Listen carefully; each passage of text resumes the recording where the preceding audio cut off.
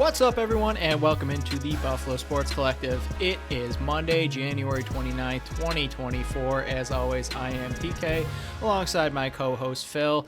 Episode 254. Phil, do you have your best clothes on tonight? Shirt, yes. Hoodie and hat, no. Oh. I am wearing a full-on suit and tie with a button-down shirt in honor of our BSC Award Show that we have going on in our final segment. Okay, I'm ready. The Bills just don't deserve it, you know? That's fair. They don't deserve it. I mean, I think the last award show was the Bandits one, so I wore the shirt and tie. Yeah, that one. That one was more of a party mode. I felt like, hey, we can't bring ourselves down to the Bills level, so I got to bring myself up above it. Okay. So I dress nicely. I'm hoping that this room doesn't get overheated because I'm going to start sweating then. I guess it would be the real, award show kind of theme is one of the hosts is always sweating. That would be me. I feel like that happens at real award ceremonies, and if you got multiple hosts, but I feel like for the real ones, they get some pretty good hosts. I don't know if we would ever crack that. Maybe one day. But we're going to get this thing started so I don't already start sweating even before the awards there. This is one of those times where I wish we had like a commercial break where in the commercial break, right before that segment, I could go get changed really quick and just throw the stuff on. But we're going to be talking about the Bandits and the Sabres before then. So now I just look like an idiot before then. So if you're looking at the YouTube version, because I know there are some people when we were having Apple didn't know we have YouTube. I am very snazzy. I can get dressed up when I have to. Still can't change the face, but the clothing at least I can change. So remember, you can follow us on Facebook, Instagram, and Threads at Buffalo Sports Collective, and on X and Blue Sky at Buffalo Sports Co. Don't forget to subscribe to our channel wherever you listen to podcasts. Check out our website at buffalosportscollective.com, where tomorrow on Tuesday you can look for Phil's breakdown of the Bandits Toronto game that we're about to be talking about, but he goes a lot more in depth in his articles. And then Thursday you can look for my breakdown of the power rankings for going into week 10. And then look for the time breakdowns in the description of the show. Let's start with the Buffalo Bandits. Both of us here on this podcast picked the Toronto Rock to win. And then on the BSC Pick'em that comes out every Wednesday, you can look for that on our social media sites. Producer Pat picked the Buffalo Bandits to win. And he was right. We were wrong. Whoop-de-doo. He continues, and he went 6-0 this week. Good for him. Whoop-de-doo. Don't care. They won 16-14. The Bandits did. Frazier with 4. Back-to-back 4-goal games. Nanakoke, McKay, Priolo, Brandon Robinson, and Dane Smith had 2 each. Byrne and Buchanan had 1. Vince, 38-52 saves. Shots were 55-52 in favor of the Bandits. And for everybody that still worries about the faceoff number, 22-11 in favor of Buffalo. So the big thing for me with this game was the fact that Toronto had pretty much everything they could possibly ask for headed into this game. You have Schreiber coming back, which is huge for their offense. You're at home, you're 5-0. You're going up against your, biggest rival. First game between these two teams since playoffs. The Bandits are 3-3, coming off a very bad loss to the Riptide themselves. So the Bandits were on a little bit of a low. The Rock should have been coming into this game on an extreme high, especially with Schreiber coming back. Just that extra jolt to their offense, and even just the team in general. He's a huge part of that, the camaraderie of that team, kind of a captain of that team. So everything was pointing to the Rock really taking this game. And then even throughout the game, I know the Bandits got up early, but then the Rock really took over in the third. Another opportunity that the Bandits could have just kind of packed it away in the fourth. The Rock really could have taken that game over and ran away, but the Bandits came back and won. Just such an incredibly big victory for the Bandits for so many reasons. I mean, going into this game, obviously you don't want to go under 500 at all in your season, but even, if they did, I think it would have been understandable against the Rock. Really, really good team. Arguably the best team in the entire league right now as far as a well-rounded team goes, and they were the only undefeated team left. So just being able to go into that game off of their last bad game and being able to win, I think it's just a monster victory for the Bandits, not just because it's against the Rock, not just because, it helps their standings, obviously, going up over 500, knocks the Rock down a little bit, but as far as just the team mojo and just kind of proving I think to themselves. I mean, yes, you took a huge shot to the entire league that you are still here, you are the champions, but I think even for the locker room to be able to prove to themselves that, yes, we are still one of, if not the best team in the entire league. We are the champions. Like, kind of come and get us. Like, we're still here, essentially. Like, if you lose this game, especially if you lose it not very close or, 3-4 goals that you lose by, I think everyone's kind of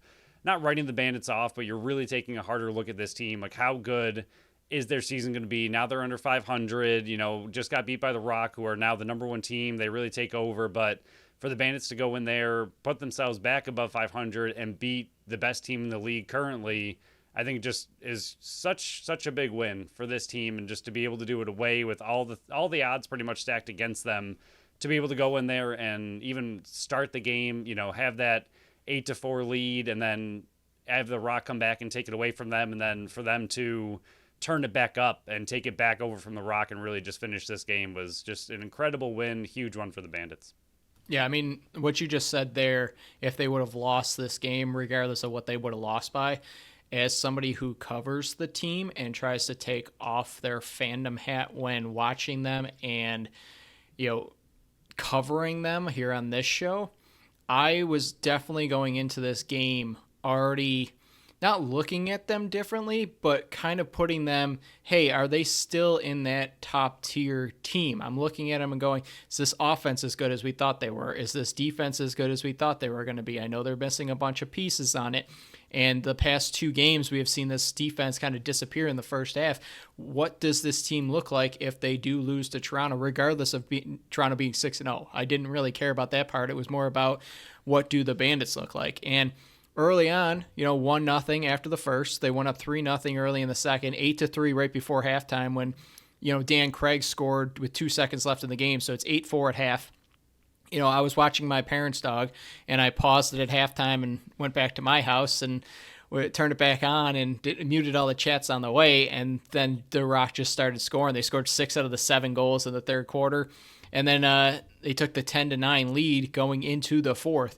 Bandits went on, once again, scored 7 straight goals in the fourth quarter in an 8-minute and 9-second stretch to take that 16-10 lead. Yes, Bushi and Schreiber scored the final 2 each in the final minute, 45 seconds, and everybody online is, making this much bigger deal than it has to be. The Bushi goals, Tom Schreiber, the passes that he made to hit Bushi right in front of the net, one-on-one, pretty much one-on-one with Matt Vince right there, he had no chance on those. Those are just unbelievable passes by a great player and a great finish by another good player. I mean, 2 of those goals, whatever. You can talk about the Schreiber goals. Matt Vince probably should have had it. But at that point, you're up 6. You're up by 6 with 1:45 to go. They had pulled their goalie for the last 3 minutes, so it's 6-on-5 that whole time. You're already pretty much playing a man down. It's not like they were purposely taking the time off. 2 of those goals were just unbelievable. We have to remember, and us included, that the other team is still trying to score, and the other team still has good players. So in those situations, yes, it didn't go your way, but it doesn't mean the team quit. It doesn't mean the team took the foot off their pedal. I was watching the defense play. It was just unbelievable playing by Tom Schreiber on those 2 passes. Matt Vince probably should have had the 2 goals by Schreiber to finish the game. Whatever, though. You were still up by 4 after those great passes by Schreiber. Even the announcers are going, it's a little too late for Toronto to be doing this. My biggest thing is, just remember, if things break down, the other team still has really good players that are still going to make really good plays. Yeah, that's a lot of things I often remind myself when going through my article and going through the goalie breakdowns. Is a lot of it as far as what goals I thought should have been saved by Matt Vince or what goals were defensive letdowns. Oftentimes never, I will just say never, it doesn't add up to how many goals were allowed by the team, because the other team is also really good. And when they score, sometimes you just get beat. Either Vince got beat clean, the defense got beat clean, it was a good play by the other team. Those happen where sometimes it's just a heck of a shot, a heck of a play where I'm not going to blame anyone. You just simply beat the team because, you score a lot of goals in the NLL. I would say, 70% of them probably aren't on the goalie and probably aren't on the defense. It's just goals go in, and a lot of them go in, and it's not often that it's always on, Matt Vince or always on the defense. It's usually just the other team made a really good play. Sometimes, sure, there's a defensive breakdown where you're going to call it out, or like you said, the two very late goals where Schreiber's just ripping them from really far out. Yeah, Vince probably wants those back and a few other ones throughout the game, but for the most part, I think in this game alone, I had 7, 3 on Vince, 4 on the defense, but obviously 7 does not add up to 14. So a lot of times it's just, the other team's really good and they're able to score. And just like the Bandits, I mean, not all the goals that the Bandits score were on Nick Rose or on the Rock defense. Just the Bandits looked really, really good. And sometimes you make extremely good plays and you score. I mean, it happens a lot in the NLL. So I got pretty annoyed as well. With the last 4 goals that went in. I mean, like you said, the announcers kept saying it's great they're scoring, but it's too little too late. And I think the Bandits had the exact same philosophy. I did the entire, I wasn't worried whatsoever. Even when they kept scoring, I was like, okay, you still got a really, really long ways to go to actually catch up and try to tie it. So would you have liked to win 16-10? Sure, of course. It looks so much better. And it looks like a much more dominant win, 16-10, than it does 16-14, but still an incredible win. And even just the comeback that they had to have. I know they were only down 1, but again, that's an opportunity for Toronto to really take the momentum, take over, and close that game out. And for the Bandits to put a stop to that and flip the script and be able to not only close the game out themselves, but really, like you said, go on that 7-goal run in the 4th to really bury Toronto before that end little spurt for where they caught up. I mean, just really, really good game by the Bandits overall. I mean, a lot of highs and lows, but I think even that first quarter being just 1-0, I think that's huge for the team because they've been coming out so slow in the first half and having that one bad quarter, and they really did not in the first half. I know the third quarter ended up kind of being that bad quarter for them in this game. I know the Rock are really, really good in the third quarter so far this season, so it was, I don't want to say bound to happen, but unfortunate that they did end up having that still one bad quarter, but it was good to see that it didn't happen in the first half. Yeah, I mean, some of the good things that I noticed, the defense, which you were just talking about in the first half, it seemed like the communication and everything that they were doing on the defensive end was so much more improved than the previous 2 weeks in the first half. The passing off of players was perfect. I know the Rock weren't getting inside as much as the New York Riptide were and Rochester was. New York was, or they were kind of keeping Toronto at bay a bit, but it definitely seemed like you were watching a defensive unit that was finally starting to gel in the first half, where, hey, they were announcing there was picks coming, and then they were able to shield off and pass off to the next player. The defense was definitely top-notch. Matt Vince, I think, made 15 saves in the first quarter alone, so really, really good. The offense, the ball was moving very well, very quick. They were picking apart Nick Rose. I believe after the first quarter, we tweeted out and just said, hey, you have to get inside on Nick Rose. You're not going to be able to beat him from this outside. Man, was I wrong, because they were just, the quick sticks were looking good. The passing was just some of the best I've seen out of this offensive unit this year. The quick sticks were on display. The pick and rolls were on display. Brandon Robinson's one goal, my God, he switched hands in midair and then scored it with his offhand. It's to make it 4-1. That's got to be rolling the highlight reel. Priolo up on offense. One of his goals was a rebound goal that he gathered and dunked in, and then the other one was a nice pass from Buchanan from behind the net that he was camping out in front. And then Frazier's goal, the unbelievable behind the back, where I saw some people going, "Oh, it's just lucky that it went in." One, it's not just luck to get it on net. Two, it's skill to just not get it on net, but pick the spot where he did, the low bouncer right next to the right pad of Nick Rose. But, I mean, in the first half, 4 goals on Matt Vince. I didn't think any of them were on him. Craig's first shot was just a perfectly placed shot. Martin was in transition, and I did not like the route that Nick Weiss took to him. He kind of like almost gave him too much room. I mean, it was a weird one. Lintner, the third one, straight on shot, right out in front. He had no chance at that one. And then Craig's was just a perfectly designed play in the first half. I thought besides those 4 plays, I didn't think any of those ones were on Matt Vince. I thought it was just good playing and slight breakdowns by the defense. But, Smith's pick and roll, he set a hard pick, got the 9th goal on that pick and roll. Buchanan's rebound goal to tie 10-10.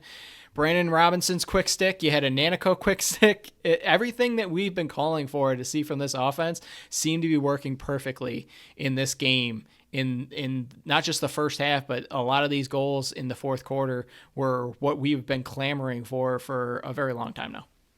Yeah, I don't know if it's because Toronto, to me at least, I know Schreiber's just getting back, but even Schreiber doesn't seem like he's this kind of player.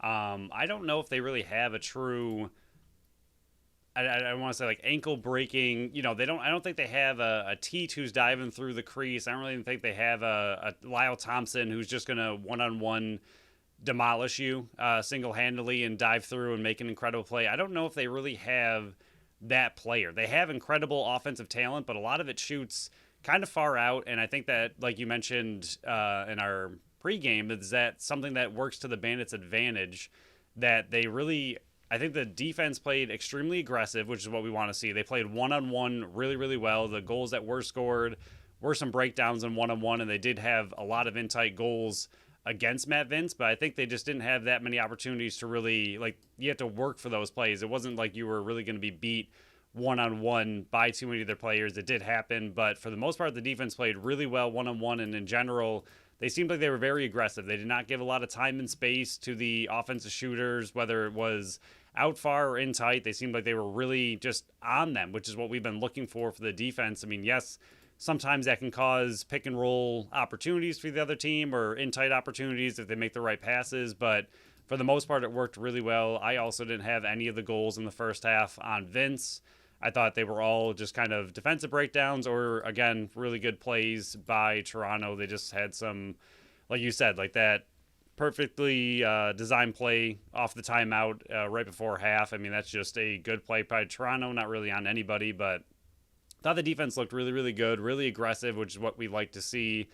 Brandon Robinson's goal, I think, is sadly going to be overshadowed by Fraser's. I think his to me, I don't know if it's because we've seen Fraser do it a few times, and he does that. I mean, he has to have one of the best swim moves in the entire league. I don't think I've seen anyone else do it as often and as successfully as Fraser ends up doing it, whether it's to free himself in tight or to just find a way to get a ridiculous behind-the-back shot off. But Brandon Robinson's goal seems so unique to me. Like, I don't know how many times I've ever seen that style of goal where Nick Rose is standing pretty much where there's no way to put it in. He switches hands and then just like lob feathers the ball over Nick Rose and just dumps it in the back of the net with his offhand as he's running away from the play. I mean, it's literally like a Derek Jeter running away from first base, flip it back and throw, where you're offhand running away from the play and just dunk it over his head on a ridiculously slow and casual shot. It was incredible. And I feel like Fraser's also incredible goal is going to overshadow Brandon Robinson's goal, because I feel like I think his is just more unique. Like, I don't know that if I've ever really seen that kind of just dunk over a goalie where you're not right in his face. Like, you're not diving through the crease and dunking over him. You're just a little bit away from the crease and just floating it over his head. It was really fun to see. Pretty incredible goal, but I thought it was interesting from the offense that if you go down the stat sheet, it's the depth scoring that really picked up in this game. I mean, Priolo, like you mentioned, was a huge one to talk about in this game. I think they said he had 3 goals all of last year, and he had 2 in one quarter in this game, and both of his goals were good. He's not a player who is often on offense or ever, but to see him up there and see what he was able to do in those rebounds, kind of pushing the other team around right in front of the net, and that diving goal because he's so tall, and then the other one, the quick pass and the quick, just kind of slam dunk goal. Again, both of them were in tight, but it was pretty much everybody else stepping up. Like, Josh Byrne only had 1 goal in this game, but 6 assists. Cloutier, 0 goals, but 6 assists. And then even Dane Smith, 2 goals, but his usual 4 assists. But it was the other guys, Brandon Robinson with 2, Priolo with 2, Ian McKay with 2, Tahoka with 2. Like, it's these depth guys that you don't expect to really be your goal scorers. Obviously, Brandon Robinson, Priolo, those are guys who, Ian McKay, like, yes, they can all score. I mean, maybe not really Priola with 3 all last year. Like the other guys can score, but they aren't really the ones that you expect to be putting up 2, 3, 4 goals. And it was the depth scoring that really kind of took over in this game. It was great to see that other players were able to step up against a really good Toronto defense, really good Toronto goalie, that it was your depth. And then Fraser, I think with back-to-back 4-goal performances, really coming on strong. This one, he only had 9 shots compared to last time where I think he had like 16 to get his 4 goals. This one, only 9. He is coming on real strong. And if he can even keep up a shadow of this, he's going to be very scary the rest of the year. I mean, we saw the depth scoring in the Rochester game where Nanticoke had 2, Kluch had 3, McKay had 1, Dylan Robinson had 1, Nick Weiss had 1, Brandon Robinson had 1, Kyle Buchanan had 1, Chase Frazier had 2, and then Josh Byrne only had 3, and Dane Smith had 6 assists. So this offense is capable of a spreading depth. It out. Yes, and that's kind of when I believe that their offense is working the best, is when everybody around them is producing. I believe that was the game where one player got at least a point in the game. And that's the type of offense that you want to see from Buffalo, just because of how much talent they have. They're not relying on just Josh Byrne. They're not relying on just Dane Smith to do anything. They're spreading it around, and when you are facing a goalie like Nick Rose, who isn't moving, he's such a good player in net, but we all know he doesn't move much. You have to move that ball around and find those open goals. How many times did we see in this game the offense was able to capitalize on a wide open net because of how well the passing was? That's what we've been calling for how many weeks now, to see this passing on the offense, even especially on power play. Just move the ball around quicker. Yes, there's more room for error and more room for mistakes, but that's how you're going to be able to get those easy goals. But in a 16-14 win, there is still things that we noticed that were not top notch. I'll go through the goals really quick. And all of these ones are going to be in the second half because I already went over the first half Toronto Rock goals. But the opening faceoff, Ian McKay won it. There were 4 Bandits around the ball. Now one of them is able to grab it, and Mazuka's able to go down there one-on-one versus Matt Vince to score.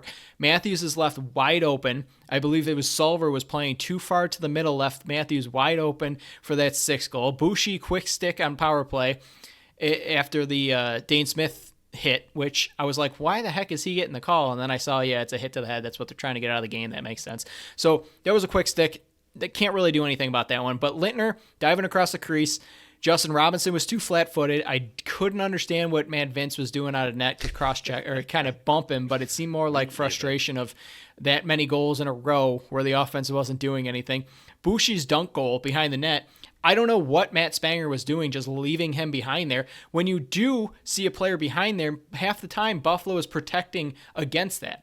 I don't know what he was doing. It was just a lapse in judgment there. Corey Smalls shot from the point, the Rock's 10th goal to take the lead. I feel like Matt Vince needed that one. But then I already mentioned the 2 late Bushi goals were just incredible passes by Schreiber. And then Vince needed those 2 Schreiber goals. So out of those 14 goals, I feel like Matt Vince wants 3 of them back. One of them was just a great penalty or power play shot. So there's 4 of them right there. And then the other 10 just seemed like breakdowns by the defense or good plays by Toronto. So you can't really do much about that. The only other 2 negatives are the penalties. And for completely honest, Buffalo did a very, very good job of staying out of the box in this one. There were just 2 ones that didn't make any sense. Priolo's first penalty of the year, 7 games in now. The cross-check from behind. It can't happen. That one just can't happen. That one's a last in judgment.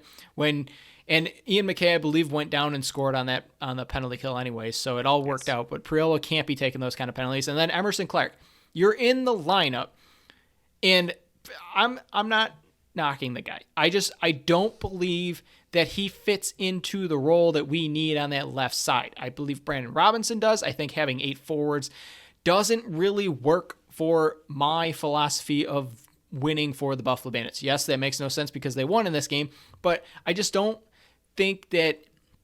I feel like Carter McKenzie in this lineup adds more than Emerson Clark in this one. And he took a bad penalty. Unsportsmanlike conduct. I don't know what happened. They didn't really explain it. The announcers believe they said that it was delay a game, and that made no sense because the game kept playing, and then we came back and he's in the box and they can't even tell us what it was for, and then we find out it's unsportsmanlike conduct. Don't know what it was.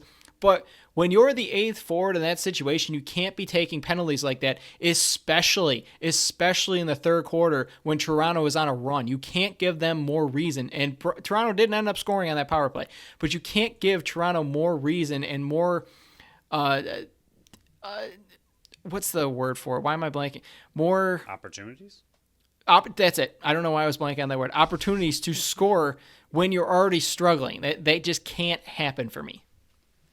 Yeah, that one, I don't understand. The other kind of bad penalty, Chase Fraser, I think he does this a little too often as well. We saw him get angry in, was it 2 games ago? Where things just weren't going his way, and he just kind of went crazy. And his roughing penalty against Mitch Desnew, where they were in the middle of a scrum, and he just kind of ripped the helmet off Mitch Desnew. Just don't do that. For the most part, love Fraser. Got nothing. I love his attitude, love his kind of angry play and his swag about him. So I'm not trying to tell him to take any of that out of his game. We like what it is, but don't just randomly rip the helmet off of a player and get a penalty for it. It's just not something you need at that point in the game or ever. But yeah, Emerson Clark, I was trying to stay a little bit away from this, but I just don't see where he fits. The only thing I can think of is that they wanted more, I don't know, physicality on the offense, because I know he's a very scrappy player and the Toronto Rock defense is very tough. So I don't know if they just wanted somebody else to be able to scrap if needed, if things got chippy, that he'd be kind of that fall guy to just ramp up the physicality. But I mean, and I know stats aren't everything, but no points, 2 loose balls, 0 shots on goal for a forward. I don't know. I don't know what he's adding. I'm not saying he's a bad lacrosse player per se, but I just don't know in this lineup, like you said, versus Carter McKenzie, what he's adding compared to what Carter McKenzie can add as a rotational defensive player. I don't get it either. And then who knows what happened on that penalty. Not really sure what the unsportsmanlike was. I watched it like 4 or 5 times after the break, before the break, rewatched it. I don't understand. I don't know. I have no idea what he was called for. He did slam his stick when he was going into the bench, and I couldn't tell if that was because he missed an opportunity or he knew he did something wrong to earn a penalty. Like the second he goes to the bench, he slams his stick against the wall, and I couldn't tell if that was I just took a dumb penalty and I know it, or I lost the ball for the team and that was bad on me. I couldn't tell which one it was, but yeah, I just don't see how he really fits. The other problem I have with the penalties, like you said, I thought they did a good job. I mean, only 4 is not bad. Priolo cross-check, absolutely, you don't need that. But first penalty of the year, love that from him. He's really kind of toned down his game, and he's still one of the, if not the best defender on this team, and then added a couple goals in this game. He's playing an incredibly quiet but incredibly efficient and solid season. I forgot what the stat was a few games ago, that he was one of the best. He had like the lowest shooting percentage, I think, against him in one-on-one situations or something. He's playing really, really well, really smart, and this is probably one of the more calm seasons we've ever seen from his kind of attitude and penalties. It's great to see him not in the box. So if this was going to be his first one, it wasn't a good one, but whatever. I guess I'll take it. And then the Dane Smith, I thought it was clean as well, and I had the exact same thought you did. Like when I went back and watched it again, it seemed like it was mainly body. I think the issue was that Dane Smith is a very tall player, so I think he ended up getting him in the head. Yep. Right, he got a little bit high. I don't even know if it was head, but it was very close, and you could see Desnew's head did like snap back. So I understand from the ref standpoint making that call. I think it was simply the fact that Dane Smith is a taller player, and I think he just where his body hit is just where it kind of ended up hitting. Agreed. I don't think it was targeted by any means. Obviously, you didn't see a 5-minute, which is good. So just a simple 2-minute call. If, like you mentioned, they're trying to take that kind of play out of the game. It looked like a really good hit, but it was a little high. So unfortunate, but I get it. But as far as the power play goes, I know they went 3 for 6. I'm still very concerned that 5-on-3. 5-on-3 and 5-minute. Why can they not score? I know they got the 1, but that was at the very end of the power play. And it was a 5-on-3 within that 5 minutes. This is the third time they've had 5-on-3 and not scored. Multiple times they've had 5-minute majors and not scored. And again, 3 for 6 on the power play looks fine. It doesn't look bad. I mean, 50%'s okay. I think the stat in the game on the in-game graphic was heading into this game they were 5th in the league, so that's not terrible. But 5-on-3, like, yeah, I don't know what their problem is. Again, Nick Rose is great. Toronto's defense is great. I think actually their stat was that they had the worst penalty kill in the league as well, though. So 5-on-3 is concerning. 5-minute majors that they can't score on, also concerning. Overall, the team's probably okay on power plays, but I don't know. They got to figure out a better 4-on-3, if you want to call it that, because they leave the one guy up top. They really have to figure out a better system to really make that a little bit more automatic, because they should be pretty automatic in those situations with this kind of offense. So in total, we'll kind of wrap this up because we're already 30 minutes talking about this. It was a good game. I thought the defense played really, really well. You talk about some of the names that Toronto has on the offensive unit. Bushi, 4-1-5, but 2 of those goals came in the dying seconds. And 15 shots. Right, but even before that, he had 2 goals, 1 assist on the night. Schreiber, 2-4-6. 2 of the goals and 2 of the assists were in that 4-goal stretch, so you were keeping him at bay. Craig, 2-2-4, but 1 of those assists was late. Lintner, 2-1-3, and 1 of those goals took multiple shots to get by Matt Vince. I don't know where the defense was. He was bailing them out and then just kept bailing them out until he couldn't anymore. But these 2 numbers here, right here, this is what I would like to show, that the players that were playing really well against the lefties were against Mark Matthews, who went 1-2-3, and Corey Small 1-2-3. Phenomenal job. I don't know what happened for the lefties for Toronto, but everything dried up. Of the 14 goals, Matthews and Small contributed 2 of them. Just an unbelievable. And they combined for only 10 shots. Right. It's just That's a insane. phenomenal job what they were able to do to the lefties that were carrying this Toronto Rock offense all year long so far. Just an unbelievable game by the defense to kind of turn it around. Yes, once again, still a bad stretch in the third quarter. It seems to be a common theme for Buffalo Bandits lacrosse right now. It's just one bad quarter. But their offense was able to bail them out again. 7 straight goals, similar to what they did with Rochester. So And almost with New York. As well. So huge victory. I know we called them to lose, but it was a toss-up game for me. I kind of just leaned with Toronto because they were undefeated. It's at Toronto. Yes, I know Buffalo was 4-1 going into this game against Toronto in the last 2 years, but it's one heck of a game, one heck of a statement. I think it's less about mojo in the locker room, but just more about telling the league, hey, we're still here. It tells us that they're still there. It gives me no chance to doubt them anymore. But I don't know if you have anything else to add to this game real quick before we go into the milestones, but just a huge victory for this team that has Rochester coming into town on Saturday.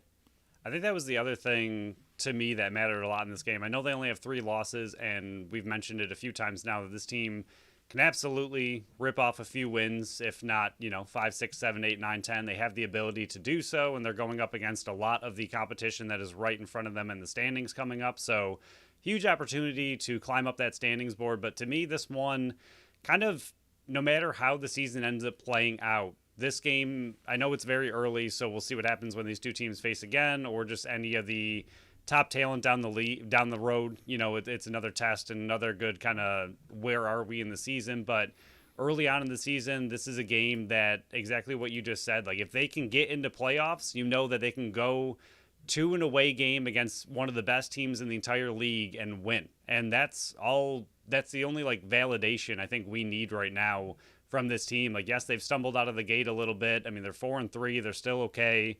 Still toward the top in the standings. This is a huge win, but the fact that they can go to an away game against an undefeated Rock team that looked like the best team in the entire league and beat them, I think that just is the only thing that this team needs to, kind of know to themselves, that the league needs to understand that this team can go in, beat the best team in the entire league in their barn, and walk away with a victory. I think that's just such a big statement, like you mentioned, not only for the team, but the entire league, that this team can absolutely still defeat you. No matter who you are or where they're playing, it's going to be a big game and they can take you down. And a head-to-head matchup is one of the top tiebreakers for the unified standings, Yep. so that also helps. So milestone moment, 4 of them happened. Mad Vince did move into a tie with Brody Merrill for third place in NLL history with 276 games. Chris Cluccia got his 1 point that he did not get last week. He got it for 200 points this week. Dane Smith was 2 shots away. He is up and over 1,600 shots for his career, and Mad Vince is now second in Buffalo Bandits history in goaltending minutes. Not bad. Not we were looking for Byrne to get. What did Byrne need? 8? Byrne needed 8. He got 7. And Dane needed 10, and I believe he got 6. Dang. We said it was going to be a guaranteed victory if Byrne got to 8. But Well, they're getting it at home this week, so here we go. That's so true. That's exciting. Around the league now, we had 5 other games that happened. Colorado took down Vancouver 14-8 on Friday night. Then Halifax took down Rochester 13-8 early game on Saturday. Georgia lost to New York 14-11 at the same time half an hour after the Bandits game kicked off. You had San Diego escape Philly 12-11, and then the late game, holy cow, I actually stayed up to watch this whole thing trying to see if I saw history happen, and it didn't happen. Panther City 21-12 over Las Vegas. Just an epic weekend. Has anything really stood out to you out of all those games that happened? I think it's something that's just interesting, and I'm absolutely not going to toot my own horn just yet, but New York is just getting interesting to me. I mean, they took down the Bandits. Now they're taking down Georgia, who, even if their offense isn't quite what we think it is, and I don't know if we think Georgia is quite what we thought they were at first, New York is on, I believe, a 3-game win streak. We know that what their offense is. Their defense looks like it's starting to put things together. They are now 9th in the league, so they are knocking on playoffs already. I know we were mentioning, if they can string some wins together, maybe they can turn their season around. It looks like they have pretty early on. They have a long ways to go, long season to go. They've but won still 2 in a row. Okay, 3 of the last 4. There you go. We'll take that. So after a bad start, they're really starting to put it together. Beating Georgia, I know it was a home game for them, but still, beating Georgia is a huge win. I mean, Georgia's trying to stay up in the standings as well, so big game for both teams. Seeing New York come back and just win that game is pretty impressive that, they're starting to make a little bit of a run. Halifax over Rochester, I thought that was interesting. I thought Halifax was a team that was starting to slide down, and again, a team that I thought could be good, but is slow out of the gate, and to be able to beat Rochester, I don't know. It's very confusing which team is which in that situation. I mean, Rochester had a good start. Now they're starting to slip, and Halifax is still not doing great, but doing a little bit better. It's just the entire middle of the standings, and so far this year is just very clogged, and I don't think we've really seen what teams are legit yet at all. It's very confusing. I mean, some teams have really good games and really bad games. Again, just mentioned Georgia had a really great start, and now they're starting to really fall off, and same with Halifax, but the other way around. Rochester started really hot. They're starting to come back to earth. It's just very weird all around the league, and then Vancouver is just maybe not very good. Yeah, Colorado and New York are back in the winner's circle, looking to get back up to 500 coming out. Vancouver's bottom dweller right now. All the talk about them being a up-and-coming team, I think, can get put to bed right now. Rochester's on the downslope. Halifax seems to kind of righted the ship. Congrats to Ryan Benesh moving up into the 5th in goal scoring for the NLL. Georgia, I'm very much down on them. I know they have a nice game coming up against, I believe, Las Vegas, so I'll probably be picking them to win, but they are not a team that I thought they were early in the season. San Diego is continuing to prove that they're one of the top teams in the league. And then Panther City. My God, Phil, I was watching this game. They could not be stopped. I know Las Vegas is, still trying to figure out what they're going to be and what the pieces are to move forward in the future, but it was 15-3 at halftime. And Callum Crawford had 12 points. He was 6-6-12. He finished 8-7-15, but he didn't play after like the 10-minute mark in the third quarter. He was so close to breaking the record. He was 2 goals away from the record of goals scored in a single game and 3 points away from breaking the record. He was 2 points away from tying it, 3 points away from breaking the record for points in a single game. And it was just that whole offense just continued to thrive and just pushed Las Vegas' nose in it. It just didn't stop. I know the score was only by 9, but it wasn't close from the get-go. I think they were up 8-1 after the end of the first quarter. It was disgusting what Panther City was able to do. 3 was it was disgusting. Before it really started to come back a little bit by Vegas.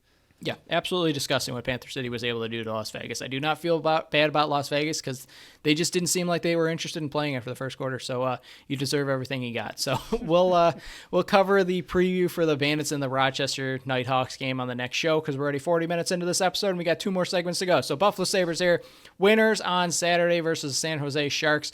5-2. Paterka had 2 more. Greenway, Tuck, and Cousins were the goal scorers. UPL 23 of 25 saves. Shots were 36-25 in favor of the Sabres.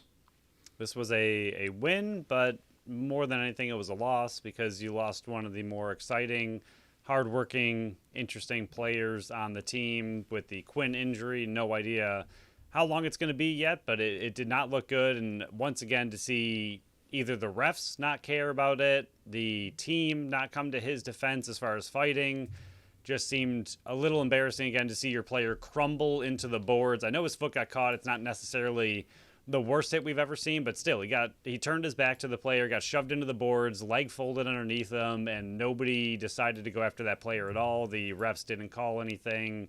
Just unfortunate that we've had to... I believe Oposo did something later in the game, though.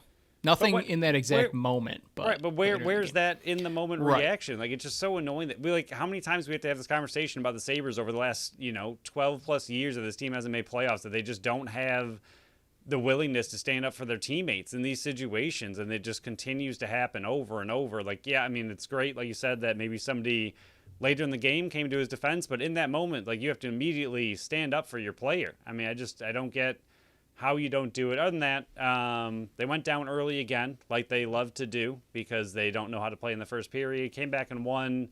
It was a good victory in the end. I think Paterka played really good. UPL, the biggest question from me to you about UPL is, what does he have to do, or what will it take to really call him like a true number one? I know obviously every single team has what they think is their number one goalie, but that doesn't necessarily mean they're a true number one in the NHL. Like, what do you think UPL has done enough over the last, few games or few weeks to show that he has what it takes to be a true number one goalie with the way that he is keeping this team in games and with the saves he's making?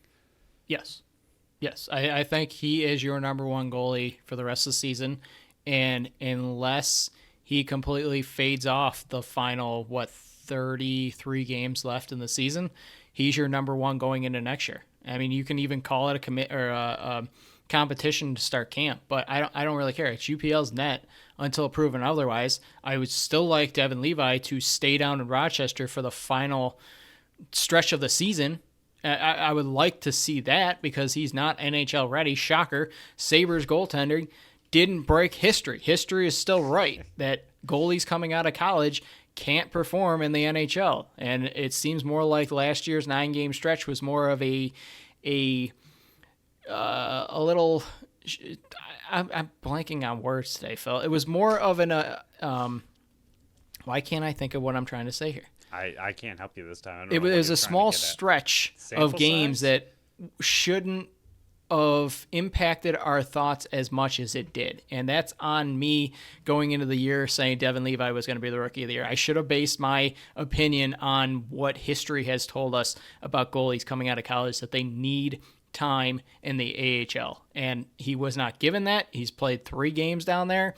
And I would like to see him play 30 more games down there rather than the NHL. Just stick Comrie behind UPL and have him play 1 out of every 6 games. Ride UPL because he's not the reason you're losing these games. And I know they've won 2 in a row here, but he is not the reason that they have lost, 23 games? It's not on him, but 4 points out of 6 on this road trip. They came from behind. They scored 5 straight. Whoop-de-doo, you beat the tanking team of the Sharks. But you look at the standing still. They've played the most games out of everybody ahead of them. I mean, there's 2 teams tied with them, but you're still 9 points back. I mean, you got Toronto in the first spot with 58 points, Detroit in the second with 57 points, and then just to get to the first loser out, You need 52 points in New York Islanders. Pittsburgh's got 51. New Jersey's got 51. Washington's got 51. And then you're tied with Montreal at 48. And everybody ahead of you with Washington, New Jersey, and Pittsburgh have games in hand. This is why early in the season we say, okay, you can lose one, but you can't. It's why we have been saying you need to stack wins, and they still have yet to do it. I mean, this is what, their third winning streak this season? It's not good enough. I'm happy that they're going on break and we can wait 2 shows to have to talk about them again. Yeah, a couple super quick things. One, Rochester Americans are looking currently 9th in the Eastern Conference, but they are tied for 8th and 1 point behind 7 and 5-ish points behind 6. So if they can make playoffs, I think sending Levi down just gives them that much more experience. Like, go let him try to take that team to playoffs, let him ride that excitement of, the AHL playoffs and, go down there, be a dominant goalie that we think you can be in the AHL situation, and go win a playoff series with that team, guide them to playoffs, anything, actually develop as a goalie. And obviously this is nothing against Levi himself. This is all just in the team management and handling of him. And so far, I think they are just butchering his projection and his just development as a goalie. I think they're just pretty much ruining him right now. So hopefully they smarten up and send him down to the AHL and let him just have fun down there for a while. Some of the goals they scored in this game were actually hardworking, scrappy. You scored right in front of the net where, a lot of goals go in. So that was interesting and pretty mind-blowing to see that the team learned that if you're right in front of the net, you can score. It does happen. Pretty interesting. But as far as the playoffs go, the Athletic playoff projection model gave them a solid 2% chance to make the postseason. So, yeah, happy, like you said. We're at the All-Star break. Don't have to talk about them. Moving on. We will talk about the Sabres a week from Friday. Whoop-de-doo. Can't wait to not have to deal with the Buffalo Sabres, even though, 2-game winning streak. 4 points out of 6 out of the West Coast trip. Congrats. You beat teams that you're supposed to beat. Whoop-de-doo. Okay, Buffalo Sabres, welcome in to the BSC Award Show, our 3rd annual Buffalo Bills BSC Awards, the most coveted the most coveted award in sports and entertainment history. Teams and players covet these awards. They hang them wherever they can. When they move, it's the first thing they pack. It goes in the front seat of their truck and makes sure that it doesn't get lost and broken in the back seat of the moving truck. This is the most elusive title and trophy that you could ever have in your sports career. And we're going to get it started right now with the MVP for the BSC for the Buffalo Bills. Our nominees were Sean McDermott, the defense, Josh Allen, James Cook, Dalton Kincaid, Terrell Bernard, and Ed Oliver. Last year's winner was Josh Allen. Phil, would you like to open the envelope and announce the winner? Ours is going to be, I would assume, widely debated. We decided to go with Sean McDermott this year. Congratulations on your MVP award. Well earned, well deserved. Not easily. It was not easy for him to get there. Yeah, we bury this team. I'm not going to try to talk for you. I buried this team after Denver's game. I was saying that Sean McDermott was not a coach that could get this team over the hump. Now, mind you, I still believe that. This is another thing where I believe history is still on the side of what the history looks like. And that says that a coach and quarterback combination, if they do not win it within, I believe, the first 5 years of being together, they have never won it. And Sean McDermott and Josh Allen have been together, 6 or 7 years now? I believe history's still on its side. And this is not a shot at Sean McDermott because he just won MVP. This is all the work that he did after the Denver game, after the Tyler Dunn story came out. After all of that, he was able to turn around this team and lead them to the number 2 seed in the playoffs. He was able to have this team finish on a 7-game winning streak, or 6-game winning streak. I apologize.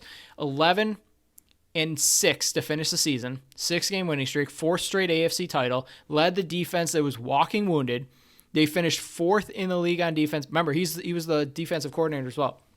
4th in the team or fourth in the league in opponents' average of points per game at 18.3, ninth in yards allowed in the entire game or season, 307.5, seventh in passing yards allowed at 196.6, and then 15th in rushing yards allowed at 110.6. What he was able to do to turn around this season, and we were kind of calling for his head, even though we knew he was never going to get fired. But what he was able to do to turn this team around and work with the pieces he was given on defense, just an unbelievable job. And I thought he definitely earned this, but I do agree with you. It's definitely going to be a little bit controversial giving him the MVP. Yeah, I mean, they lost Tre'Davious White in week 4. You lost Matt Milano in week 5. You lost Daquan Jones in week 5. Those are monster pieces of this defense. And then, like you said, that 5-game win streak to end the season, and then the one in playoffs against the Steelers. But in those wins, and even the very, very close loss against the Eagles, you went up against the Eagles, the Chiefs, the Cowboys, Chargers, Patriots, and Dolphins. I mean, Chiefs and Cowboys and Eagles all have really good offenses, including the Dolphins, who were trying to win their first AFC East in a very, very, very long time.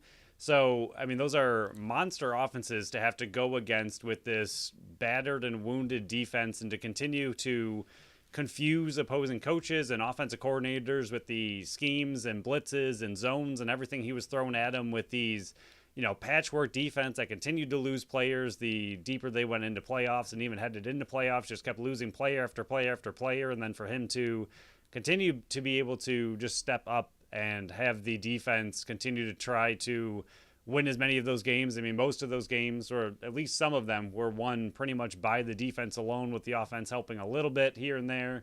And then obviously it fell apart against KC, but he openly admitted that his defense was not what he wanted it to be. And honestly, at that point, you're down to, pretty much nobody at linebacker against Travis Kelce. It's going to happen. It was just a matter of time. But unfortunate end to the season, but to be able to, like you said, they were 6-6, come all the way back, win the AFC East, win that first playoff game, get themselves within 2 minutes of beating Kansas City and headed to the AFC Championship. Very, very impressive end to the season with that defense that just would pretty much had nobody left by the end of the year. So Sean McDermott, congratulations. Your trophy is in the mail. We'll move on to Offensive Player of the Year for the BSC. The nominees: Josh Allen, James Cook, Dalton Kincaid, Stephon Diggs, and Khalil Shakir. Last year's winner was Stephon Diggs. Phil, the winner is? This one is obvious. We're just going to go with Josh Allen because he's incredible. Yeah, I mean, I believe there probably is going to be the debate between Sean McDermott and Josh Allen for the MVP. We probably... If you're really looking at the grand scheme of things, Josh Allen's probably the MVP of this team. But because we never, and this has been a staple on this show, we do not double award people. But, was there another Offensive Player of the Year nominee that we really felt comfortable giving it to over Josh Allen? Probably not. So, Josh Allen, over 4,300 yards, 29 touchdowns, 18 interceptions. So the interceptions were up. But the majority of them were not dumb interceptions on the air. Yes, he turned the ball over a lap. Whoop-de-doo. He cut that down later in the season. 111 rushing attempts, 524 yards, and 15 touchdowns on the ground. Just an unbelievable season. 44 combined touchdowns by one player.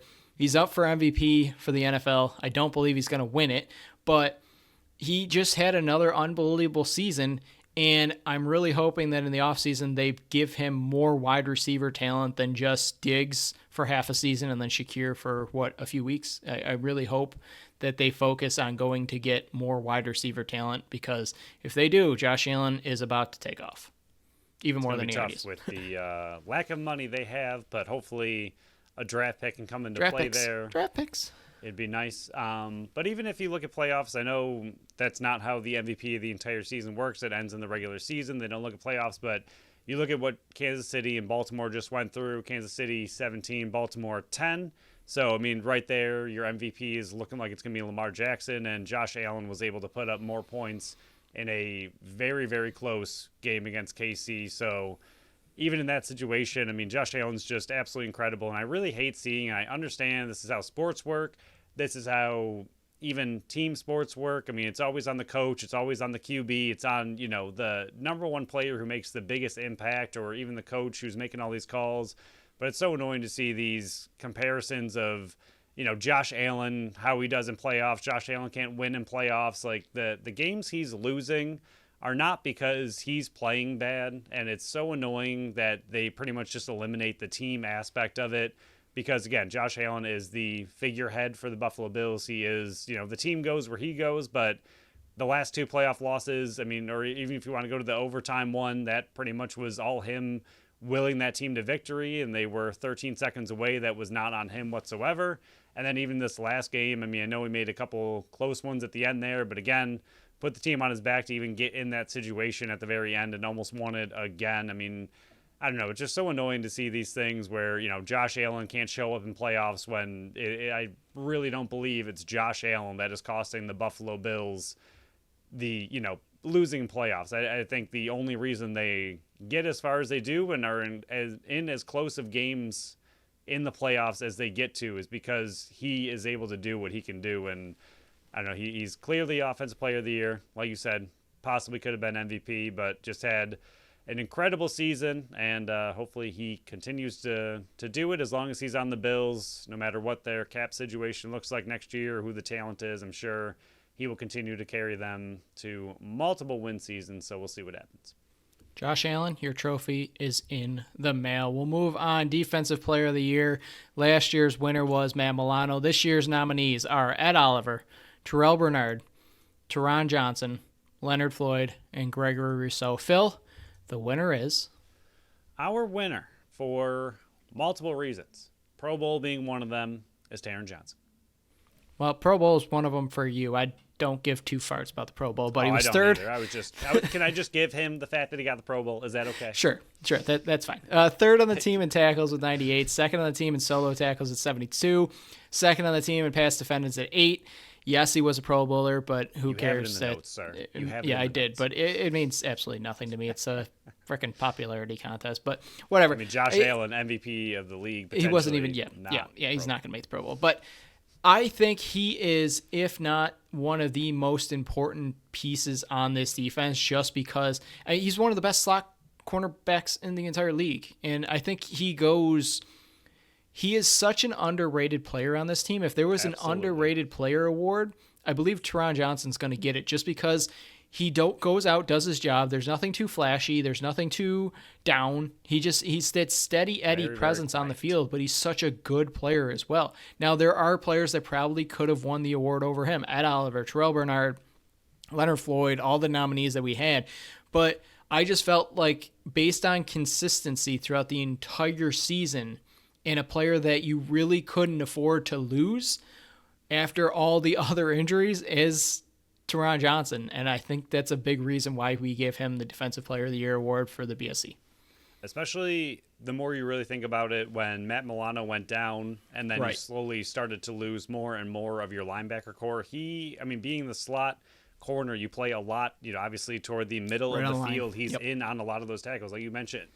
Third in the team in tackles, and it wasn't even really that close. The top 3 are far and away the top 3 on the team. After that, it's a bit of a hit before you get to Dodson, and after that, it's an even bigger hit before you get to Benford. So what he means to this team, especially with the linebacker issues that they had this year, he just had to step up in that situation and plays absolutely incredible. And like you said, he's so quiet of what he does. Goes out there, does his job, plays amazing, sits down, does it again. No one really talks about it.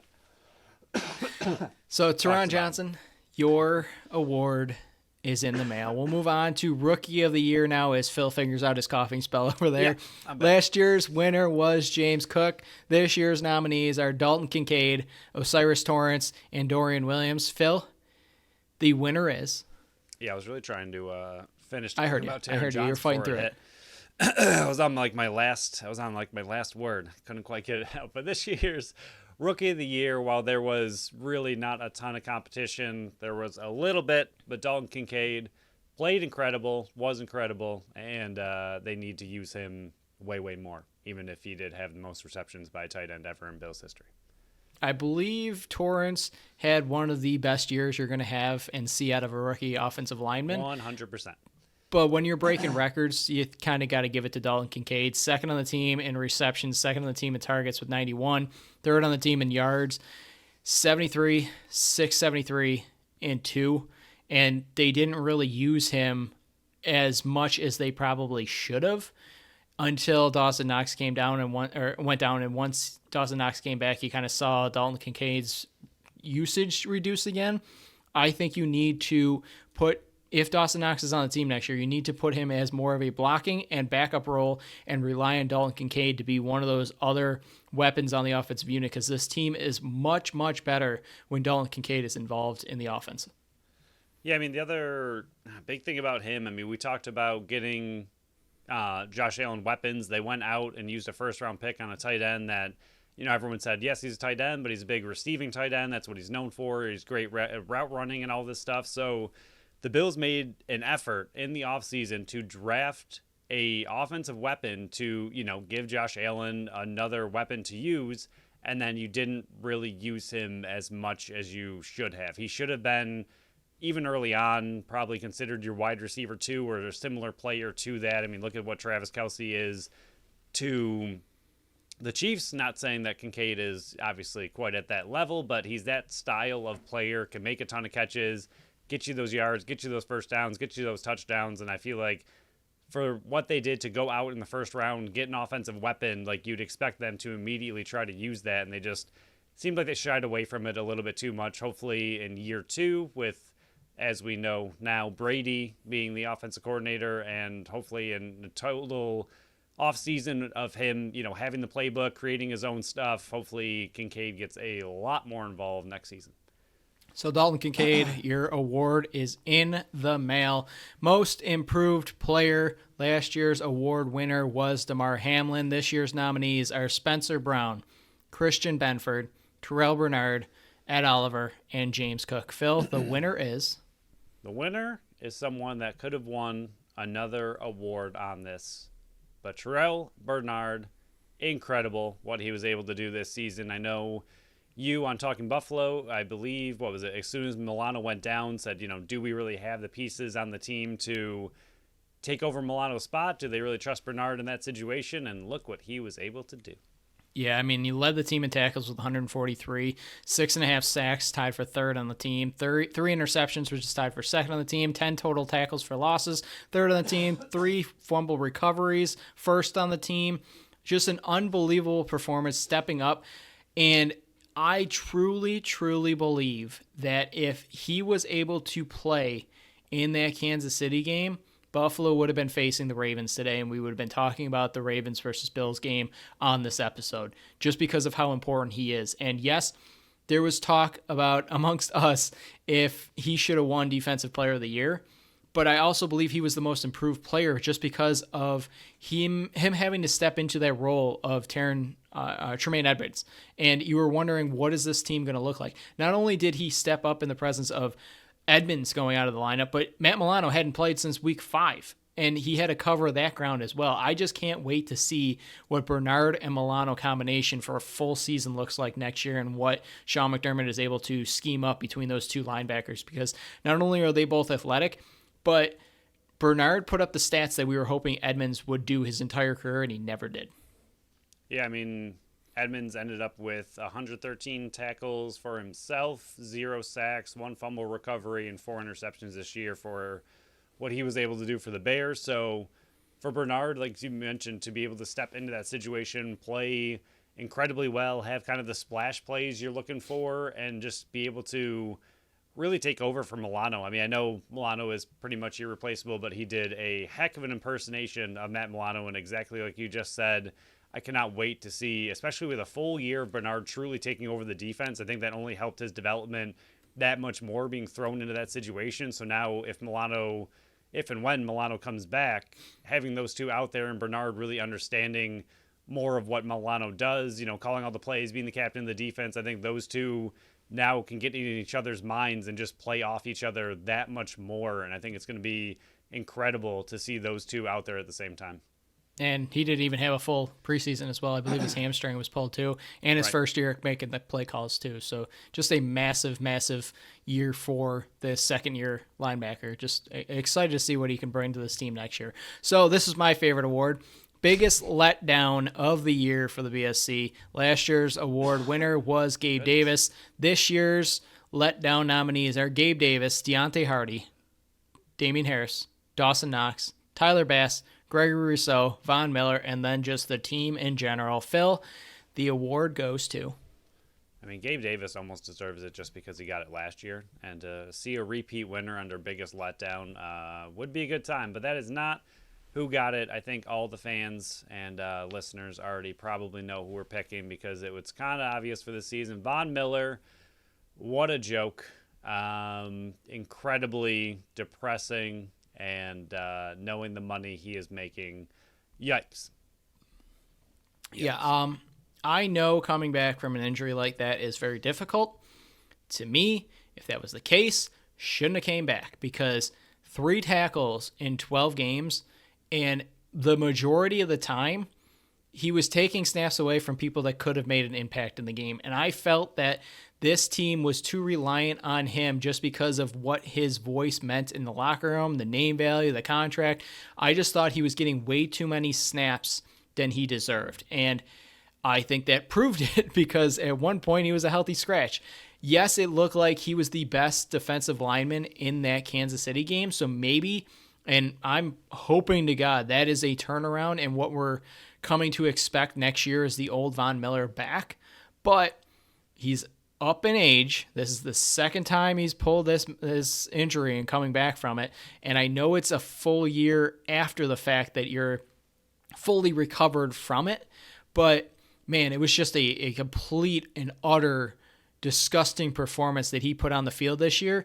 Again, I get the injury part of it, but why is he playing if he truly couldn't contribute at all? 3 tackles in 12 games is just a disgusting stat line.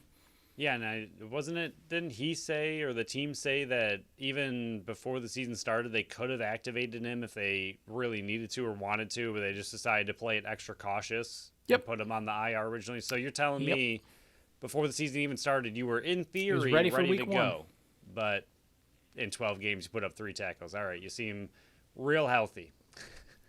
Yeah, real gross performance. Von Miller, can't turn it away. You got to hang it up. Your award is in the mail. The best offseason signing / late season addition. Last year's award winner was Daquan Jones. This year's nominees, Taylor Rapp, Leonard Floyd, Rasul Douglas, Connor McGovern, and Ty Johnson. Phil, the award winner goes to. This one was actually pretty tough, honestly, and that is a testament to Brandon Beane and the excellent job he did in the offseason and late season additions. But this year, it's going to a player who we think was more injured than he was letting on in the KC game, Rasul Douglas. Heck of a job, sir. 9 games with the team. The trade that brought him into town from Green Bay. A lot of Green Bay people were very angry about him going out the door, and I can kind of see why. 29 tackles in the 9 games, 1 sack, 8 passes defended, 4 interceptions, and 1 touchdown. Just an unbelievable performance, and without going too much detail, because I know we're going longer here, I honestly believe that between his play and Christian Bernard's play, this is working out to you might not see Tre'Davious White in a Bills uniform because of the play of these 2 players. He might not be on the team next year. Were you talking about Benford? Benford, yeah. Who did I say? Bernard? You said Bernard. It's all right. Yeah, Christian Benford. Yeah, between those 2, and then you still got Elam as your third back or whoever. But I don't think you can. I don't think it's a for sure fact that you see Tre'Davious White back in a Bills uniform anymore. Yeah, I mean, we'll talk about it in the offseason, but I think the big thing with White is with his back-to-back injuries, I really just don't think he gets signed for very much on the free agent market. So if you can bring him back inexpensive and have him as your CB3 instead of counting on him as a CB1 or 2, I think he'd be one heck of a rotational piece, but it's all going to come down to money. But that's an off-season conversation. But Rasul Douglas, heck of a pickup. And like you just mentioned, I mean, toward the end there when he was healthy, he was being considered the Bills' CB1, and we were pretty comfortable with it. So him and Benford being on the field at the same time, really, really good. Really great to see it. and can't wait for him to come back. So, Rasul Douglas, your trophy is in the mail. The next award next award for this season is the moment of the year. Last year's award winner was Nyheim Hines' 2 kickoff return touchdowns versus New England after the Damar Hamlin incident on the field. This year's nominees are Deontay Hardy's punt return versus Miami and Josh Allen's 52-yard touchdown run versus Pittsburgh. Phil, the award goes to Deontay Hardy, punt return versus Miami. Apparently, we really like special teams returns for touchdowns to be our moment of the year. Yeah, this was a one where I'm like, why the heck is he catching this? Let it fall into the end zone, take it back to the 25, and I'm going, this is why I rant and rave on the podcast of special teams being stupid with the ball. And then he ran it back, 98 yards? It was unbelievable. It was a turning point in that Miami game when the offense couldn't get going. The defense was doing everything they could to keep Miami out of the end zone. And this was a thing that went back, and I believe that was the one that tied the game 14-14. So a massive, massive punt return for a touchdown that ended up sealing the game for the Buffalo Bills to get that number 2 seed and 2 home playoff games, which the second one you did lose to Kansas City. But still, a massive, massive moment of the year. Yeah, I wasn't quite ready as a Bills fan to relinquish the AFC East title. I want a lot more of them in a row, but only 3 in a row sounded kind of sad. 4 sounds great. And with Miami looking as good as they did all season long and the Bills kind of having to fight and claw their way back to be able to win the AFC East was fantastic. And to see them get it 4 in a row and not let Miami get it pretty much on that punt return, fantastic. Love it. And then, like you said, they lost eventually, but we'll take it while we can get it. So the final award here, Deontay Hardy, your trophy is in the mail. Phil, I don't know what the heck is going on over there. I don't know either. My headset is also going to die, so we got to wrap this up. The BSC Challenge Award, last year's winner was Ken Dorsey. Didn't work out too well. Joe Brady, Khalil Shakir, James Cook, and Tyler Bass are the nominees. Phil, the award goes to... I am chugging water, and I just cannot get rid of this tickle in my throat for some reason. I talked for like 3 seconds, and I just need to cough.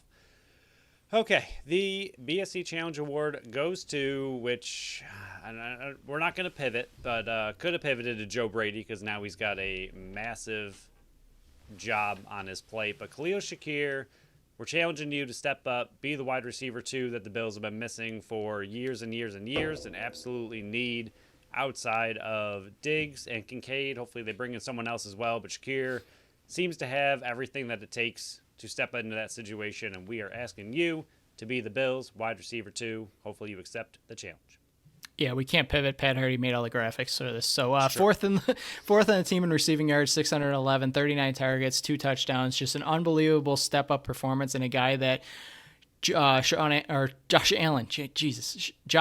relied on, not just in the playoffs, but late in the season. I believe he is your slot receiver moving forward, and you know how valuable that is in this Buffalo offense. I'm just hoping that, yes, Joe Brady coming back as OC officially, that was more, the run schemes were more designed because he just didn't have the pieces, because Khalil Shakir is a great, great piece on this wide receiver unit moving forward. But Phil, that is our 9 award winners. Khalil Shakir, your award is in the mail. Phil, we officially close out a Buffalo Bills season for the 3rd year of covering the team. And for a 3rd depressing year, here we are, way too early. We should be talking about a Buffalo Bills victory tonight, or pushing our podcast to Monday because the Bills just played and whooped Kansas City or the Ravens or somebody. But here we are with the award show, too early in the year. It's I don't want to say more and more depressing. It's pretty much just a level of depression that we are used to after these big moments in games. And here we are, too early, but everyone's awards are in the mail. Get ready for next year because you need to go farther than you did this year. Yeah, a longer show. This might be one of our longer ones remaining until the season kicks back off in September, because the Bills are pretty much done. The Sabres are floundering, and we just got the Bandits now. So, we got it's pretty much just a Bandit show moving forward, and then some other Bills and Sabres sprinkled in. But Phil, is there anything else you want to add to this possibly final show that goes up in over an hour, or can we wrap it up for the rest of the work week until we're ready for Friday's show? Congrats to the Bandits. Massive win. Got your season back on track. Keep it rolling. Phil, you go take care of that cough, whatever the heck's going on over there. I got a lot of editing to do with this episode. But yeah, on Friday, we will talk about anything that really transpires with the Bills. Maybe we'll talk about a little bit of this Joe Brady news coming back as OC. I know they're interviewing some defensive coordinators as well. We'll break down the the Bandits versus Rochester Nighthawks preview, facing them for a second time in like 3 or 4 weeks now. Phil will be up in the press box for that one for the representing the BSC, but that would pretty much wrap up this show, and looking forward to the Friday show to talk about more Buffalo Bandits as they host Rochester in a very big game, hoping to not fall back to 500. So thank you all for listening to another episode of the Buffalo Sports Collective. Follow us on Facebook, Instagram, and Threads at Buffalo Sports Collective, and on X and Blue Sky at Buffalo Sports Co. Visit our website at buffalosportscollective.com. Subscribe to our channel wherever you listen to podcasts, and make sure you leave us a review on Apple and Spotify. Until next time, bye-bye.